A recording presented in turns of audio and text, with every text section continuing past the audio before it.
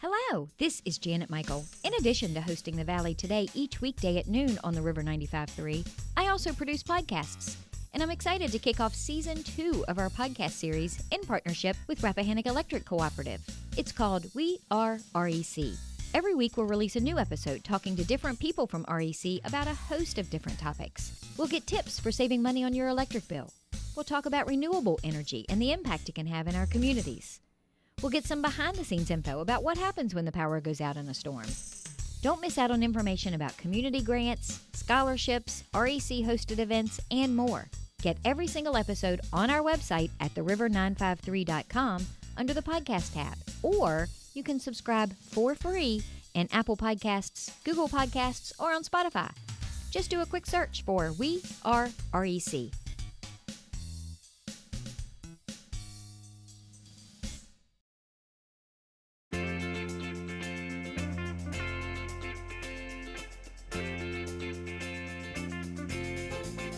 Hello and welcome to The Valley Today. I am your host, Janet Michael. Happy Monday. As you are listening to the show, we, however, have pre-recorded our conversation on a Wednesday afternoon, and that's probably a little bit more important than it has been typically with guests in the past. Today, we're going to have a conversation with Dr. Mark Johnston. He is the superintendent of Shenandoah County Public Schools. And again, we're recording it on a Wednesday. And Mark, I'm sure that you are used to daily things could possibly change. So by the time our listeners hear this on a Monday, hopefully everything is still exactly the way that it was. But I know that, too, we're probably going to touch on some COVID-19 numbers in Shenandoah County, and they, of course, will be different by the time the show airs. So thank you, though, for taking some time this afternoon to have a conversation with me. I do appreciate it. Well, thank you for the opportunity, Janet. I do appreciate as much as we can communicate, all the better. We've been tested in our communications in many different ways. Everything from I've been creating videos to other segments, things we're branching out just to try to get the word out and keep people informed. So thank you. Before we get into the weeds a bit on all of the school stuff, I personally, I'm not a Shenandoah County resident, so as they say, I don't have a dog in this fight, but I personally want to say thank you because I think all of the superintendents for all the school systems in the Shenandoah Valley, you're turning into our unsung heroes because you guys have been thrown into this alongside of everybody else, and you're not only just having to manage your customers, as in the students like most businesses do, but you're also having to manage teachers and school bus drivers and cafeteria staff. You guys get it from all different directions. And I just want to say thank you for holding down the fort and trying to forge ahead as best you can with all of their best interests at heart. Well, thank you. That's very kind of you. So tell me, school in Shenandoah County was going to start today as people are hearing this on the 24th, and then it was kind of moved to the 31st, then it was bumped to the 8th, and now it's back to the 31st. Give me an idea of what's going on. Actually, we had planned to open originally on August 3rd. This was pre-pandemic when we adopted our calendars early on, and it became evident that clearly we weren't ready for that. And so we moved our opening to the 17th. Of August. And as things began to unfold even more so, that we felt like we needed a little more time, so we moved to the 31st. And so on August 5th was the last time we changed our calendar, and that won't change again, I'm sure at this point, because we'll be ready to open on the 31st. The other thing that changed is we had been working on a hybrid model, which is common in many places across the state, which included basically because of the physical distancing, we were only able to fit so many students into our buildings. And so what we started early on thinking was we would start with the pre-kindergarten, then first, and then second, and keep going until we were full. And so when we got to 5th grade, we were full.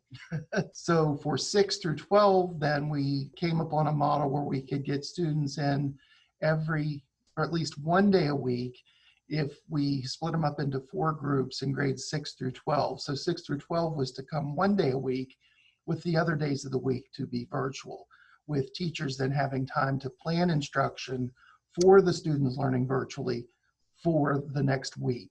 And that day was Fridays. As we continue to monitor our data, in this situation, Shenandoah County numbers have been very high all along. Even in sheer numbers, just raw numbers have been as high as, Frederick County, as high as Rockingham County, which is to our south. But when you look at our population and you look at the percent spread, our population of 42,000 approximately, Frederick has a much higher population, yet had fewer cases. Now, we recognize that a lot of those cases came out of nursing homes, congregate care facilities, poultry plants, but a lot of our students' families work in those environments too. So while Shenandoah County has been among the highest, not just in our region, but in the state for both cases and deaths, we've been concerned about this all along. And so we reached a point where looking at our numbers, our data, just did not feel perfectly safe opening, protecting our staff and our students for that first day. So we decided to open virtually, invest heavily in that virtual opening with a reassessment. Then it'll be actually about 6 weeks. On October 5th, we'll relook at it to make an announcement by what our plans are for second marking period, which starts October 19th. So I know some people thought that was going to be up in the November timeframe, but it actually is quite a bit earlier than that. What it comes down to for us is really it's our tolerance to risk. And no one will say and no one will provide what is the magic number. What they will say is that you'll have cases when school opens. The question is, how many cases are too many cases?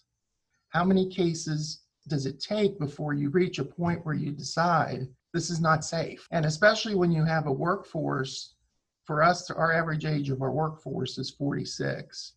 And so, yes, while younger children 0 to 9 don't spread at the same rate as adults, some studies out of Korea indicate that children 10 to 19 spread at the same rate as adults. Then we start to see what was happening in schools that were opening in places like Georgia, where there's high rates of spread.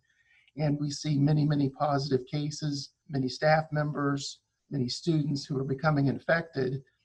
And so keep in mind that up until this time, we don't really have a lot of data on kids in schools because the United States doesn't have much of a data set yet. And when they did start to open, then we started to see. So when we were looking at our community spread over a 7-day rolling average, and our numbers were getting up into an accelerated spread range, we decided that we did not want to make a decision the day before school started that we were going to open virtually. We decided to make that decision so that we would give our community and parents and staff time to prepare in that timeline. And that's why we're also announcing the October 5th and 19 dates, so people have in their framework the timeline we're working on. The other thing we've done is we've made all of publicly available on our website the data that we're tracking.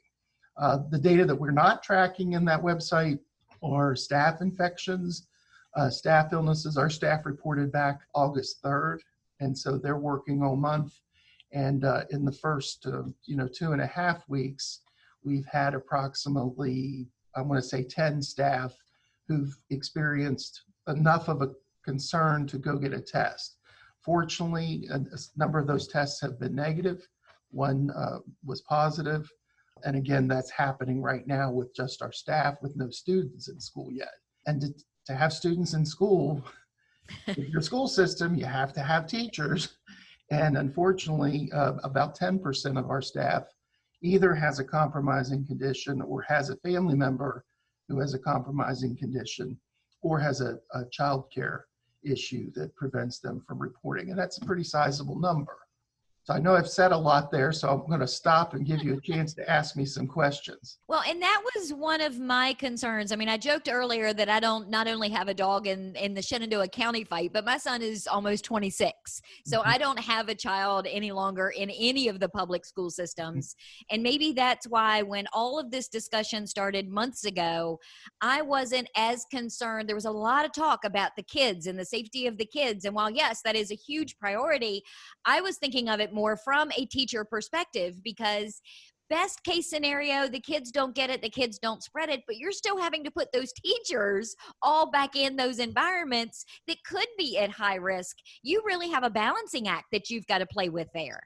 Exactly. And especially when you're working with smaller children who are learning, how to wear masks and so on, which I think they can learn that. But we also have students who can't wear a mask. If you can't remove it of your own volition, you can't wear one. Therefore, we had to say you can't come to school. So if you're a teacher in a classroom and you've got a student who cannot wear a mask, and you know that that increases your exposure, how are we as your employer forcing you to serve that child? So we had to come down with a rule that if you can't wear a mask, you can't come to school. None of that is pleasant or happy to say. The other thing I would note is that I think we're guilty as educators of not talking about our awareness of the implications of school being closed so long. And I think the reason for that, somebody challenged me on that recently, and the reason for that is because we've dedicated our entire lives to serving children, and all of a sudden we're in this situation where we're having to think about our children, but also think about our employees. And most of our school divisions are the largest employers in their communities. My aunt, growing up, my aunt was a teacher in the Clark County public school system, and I'm actually going to talk to Dr. Bishop next Monday. Great. So he's going to have one of these conversations with me next week. But teachers, I think, as a whole, just do whatever it takes, like you mentioned, for their students. We hear so many stories of budgetary restraints that cause teachers to buy art supplies and to buy things out of their own pocket in order that their students can get the best education and learning experience possible. So I can see where sometimes that's hard to then turn that off to a certain degree and think about yourself because they're not really programmed that way. It's what makes them such great teachers. Well, and it also comes down to, and I hate to put it this way, but one, this isn't forever. That's important to remember. This is a period of time, and we don't know how long this time is going to be. And I know when this started in March, I think most people like me we're thinking maybe a month, maybe a few weeks, maybe a couple months. And as it began to continue, as it continued on, we realized that, we're not sure we're going to be starting school quite the way we thought we might, and so on and so on. But it's so basically what it's come down to is what public school education was 100 years ago, which our primary focus is and always has been to educate children. So all the other things we've done over that time, provide mental health services, provide medical services, report abuse, food services, all nursing services, everything that public schools have become, we've had to kind of put that aside and go back to our main mission, which is to educate children. So in that regard, a couple things we've done that are I think very exciting is one, we're working right now to make sure that every child in our division has internet access. We're working hard to get that done. Our schools are completing individual reaching out sessions with families, and we will be working to provide that for every child in our division. The other thing is we've invested very heavily in our online learning management system. So teachers are creating content. I was at an elementary school today, because for me, I'm an older person. And I remember, but anyway, I'm an older person, but so it was hard for me to imagine at first, how do you teach a 6-year-old to read virtually? Well, when you look at what the teachers are creating and what others have created before them, because there are students who've homeschooled for a number of years who participate in online curriculum, our teachers are creating those lessons. So for example, I was in a classroom today, reading specialist, and what they were doing was sight words, and they were recording and going through lessons that they plan to share with their kids to how to go through and recognize sight words. And they're recording videos of themselves, they're projecting the words on the screen. In the system we're using, the students can record back their review of the sight words. So again, practice, teaching, our staff are really figuring that out and they're rising to the challenge. And again, we're really just back to our core mission for a while until we can open a little more safely if our data continues, or if our data begins to trend in a positive way. I can't even really say continues because it's not been continuing to trend positively. Then we can open more fully and get kids in face to face. The other thing that I would add too is we do plan to rotate students in on a regular basis, students most at risk. So for example, if you can imagine when school opens, over the first week or two, we're going to very quickly realize the kids that are engaging, the kids that are performing, the kids that are not. And we have staff who are, like, for example, our paraprofessionals, even some of our bus drivers and other staff, potentially reaching out to families and saying, hey, what's going on here? Can I help you with something? Is there something you need, something you don't have? In many ways, I think that core mission back to, educating the child is really where we've got to get back to our fundamental root for, at least in this period of time, until we're able to bring them all in person. Well, and it's interesting, and I know we're going to take a break in a second. I want to come back and talk a little bit more about how the virtual end of it's going to look. But from what you're saying, it's interesting because you're going virtual with classes, but the reality is you're in some ways becoming even more hands-on than you may have been if the kids were in the class. So I think that's a great way to kind of meet in the middle somehow. Yes. Yeah. And the hard part is too that, one of the major things that's a side effect of public education in schools is the child care issue. And so I know, the huge and tremendous impact this is having on families.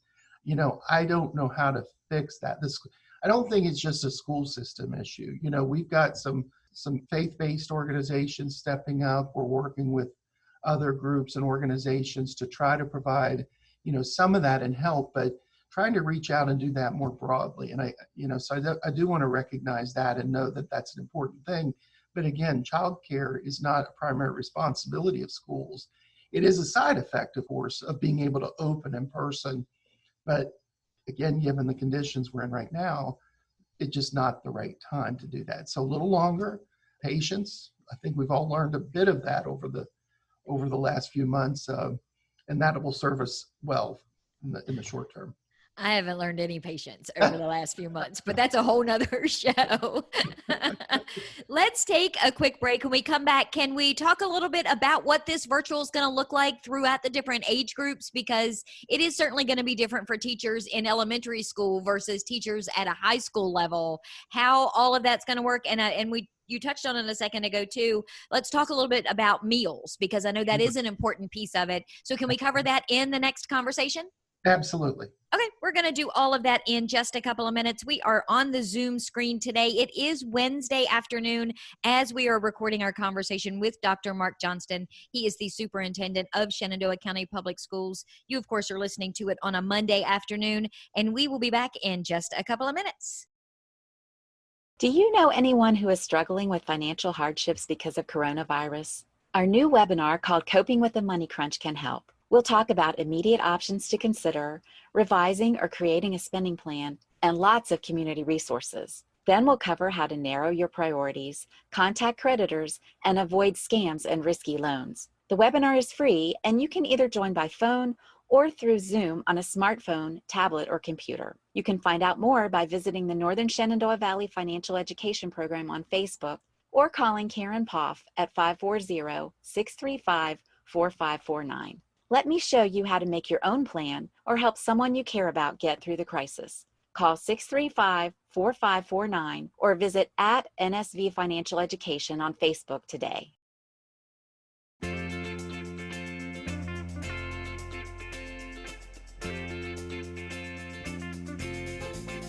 Welcome back to the Valley today. I am your host, Janet Michael.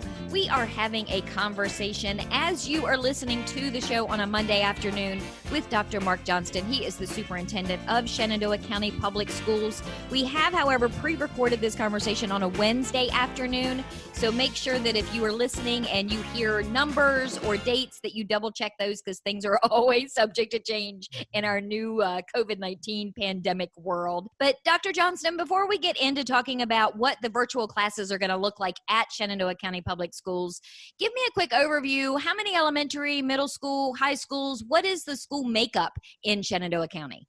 In Shenandoah County, we have 3 clusters of schools. We have a northern cluster in Strasburg, a central cluster in Woodstock, and a southern cluster down in the Mount Jackson area. Each cluster, each campus has 1 high school, 1 middle school, 1 elementary school. So we have 3 high schools, 3 middles, 3 elementaries, and then we have a career and technical center that's located in the Mount Jackson area, just north of that southern campus. So about 6,000 students, about 50%, 48% free and reduced lunch. We have been a one-to-one district for a couple of years now. So every student in our division has a device available, and we've had that in place for some time. When you say that classes are going to start on August 31st in a virtual environment, what does that mean for, say, example, elementary school kids? Are the teachers doing everything live? Is some of it recorded? How is that going to look? Yeah, for elementary, some of it is live or synchronous in real time. We recognize that some children might not be in a location at that time, so we're not requiring the participation in that. But those segments then are taped for children to watch later. So some will be watching them a little bit later, not synchronously or asynchronously, while some will be watching them synchronously. There will also be other opportunities for students to do activities. We don't, some people envision students parked in front of a computer all day, and that is not what we're planning, because that is inappropriate. So the idea would be that there would be some things that would be using the computer and other things that would not necessarily be using the computer. For example, if a typical math lesson in a classroom at school would be something along the lines of find every triangle in the room. And so you're sitting at your desk in your classroom. You can do that activity at home. Go to your living room and how many triangles do you see and list them. Kind of that idea, and then reporting back. So a set structure during the day, depending on kids' availability with their families and who they're with, and so on. And then as kids get a little older, opening that up even a little bit more, similar kinds of things. But then in middle and high school, more independent type activities, same kinds of things though, some synchronous opportunities with their teacher. If they're not able to be there right at that time, they can watch those things a little bit later. Same thing for high school. We've had, for example, for a number of years now, Virginia's had a graduation requirement that every student must complete a virtual class. We've used our personal finance and economics class. Now we've delivered it in a model where kids come into the classroom, sit at a computer, teachers there. But again, so every graduate has gone through that. Some have taken courses through a program we use called Apex, which sometimes is a credit recovery option. We've used virtual Virginia options for kids. So the older kids, the high school kids, all of them actually have participated because they've all completed the personal finance and economics that way. So it'll be a little more routine for them. The other thing I should mention too is our elementary schools are working on some kind of get acquainted type sessions where kids would be able to come in for a period of time, meet their teacher, make sure that they're getting contact in terms of so they know who's helping them, who's working with them, even though they'll have that contact kind of in a the way we're doing it here, in fact. Now, is there going to be any element of one-on-one if a student is struggling or a parent has an idea for how to make a lesson more applicable? Is there going to be periods of time where they can one-on-one Zoom, for example, with the teacher? Yeah, all teachers are required to have office hours. So times when they're available, either by phone call or email, or like we're doing here, depending on the parent's interest and also the child's. So office hours are a standard expectation for all of our staff. And we touched on this just briefly in the first segment about all of the ancillary services that schools, we've all become dependent. I think some parents have become dependent on the schools for. One of those is lunch, breakfast and lunch. What are you guys going to do in an all virtual setting about meals? Because I know you figured it out for the summer. Yes, we have. And actually, when school opens on the 31st, we revert back to the USDA food program. And so there's certain requirements. In the summer emergency feeding program, we didn't need names, we didn't need numbers. If you showed up and you were between the ages of 3 and 19, you were provided a meal. Now we're back into our food service program. So kids on free and reduced lunch will be able, and full lunch for that matter, although they'll have to pay, they can indicate whether or not they are interested in receiving a meal. And then we're going to be using our transportation system, our drivers and our buses to then provide food to consolidated stops. We're not going to be able to do door-to-door service, but we will be able to let people know where their meals will become available, and we'll be delivering those 5 days a week while we're in a virtual setting.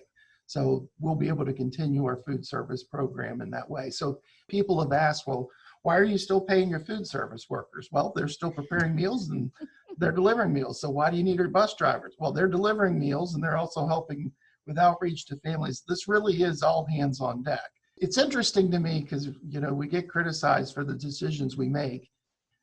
The easiest decision to make would be just to open school like we always did. We know that's not the safest decision, though. This is actually a much harder decision than anything else, because we know we have to change so many things. But again, it's that risk tolerance piece that, you just have to really consider.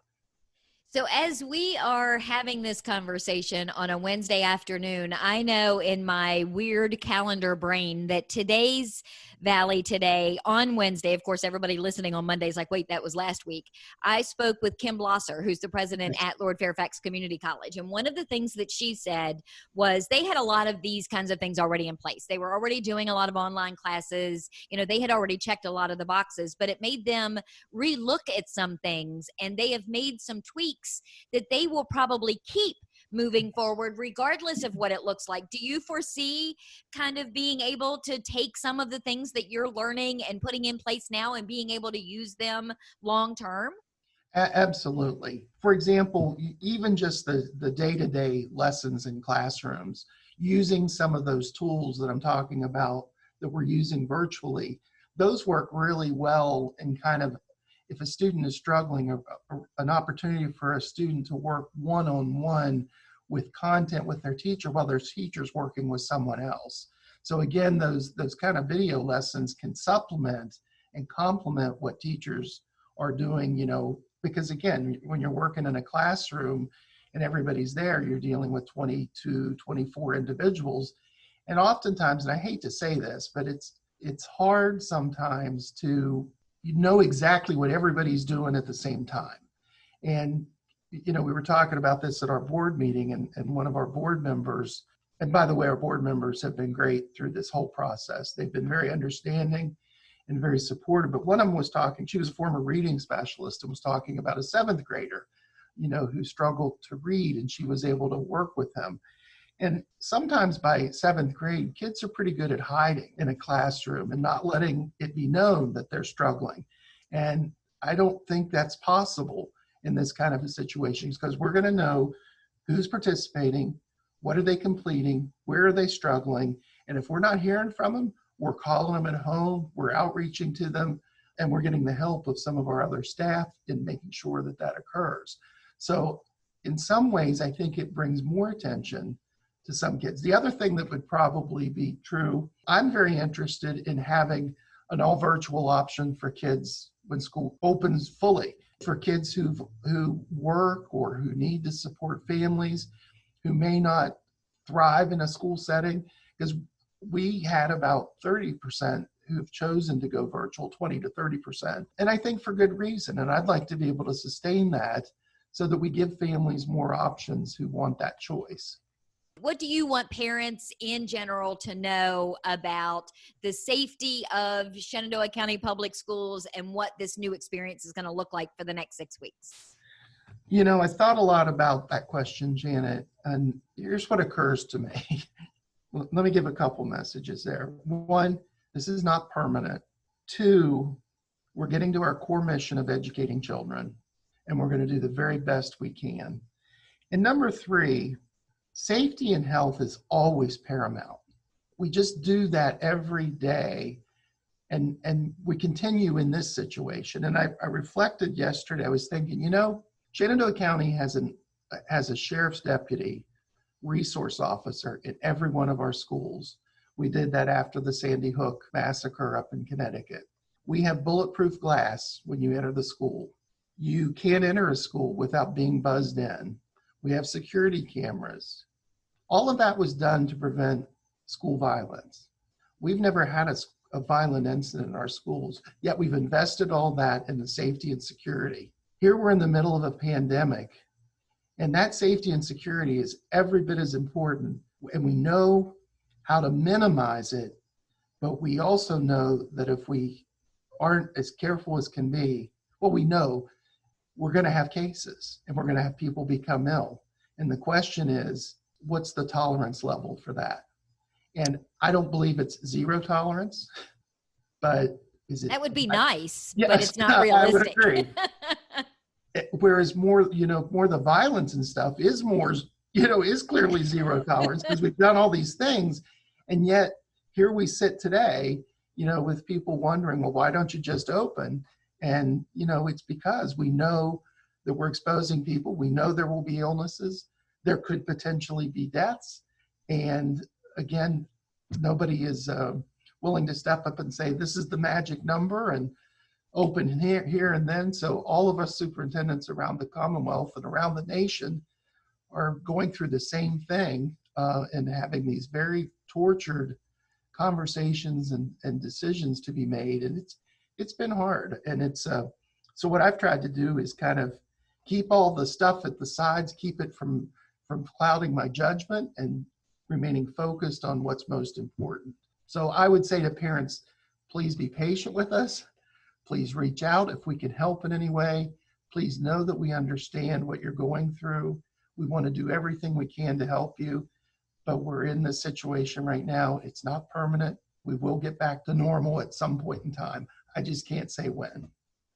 Where can people go to get more information? You mentioned at the very top of the show that you've been doing a lot of outreach, and some of that included videos. So I know that you're doing YouTube videos. Where can people go to get more information about what the current status of Shenandoah County Public Schools is? We have tried to clear up our whole main page. So when you go to the Shenandoah County Public Schools webpage, shenandoah.k12.va.us, those links are right there front and center. We've also launched our Parent Academy, which is our parent education sessions. And we've got sessions upcoming that include some preliminary review of materials.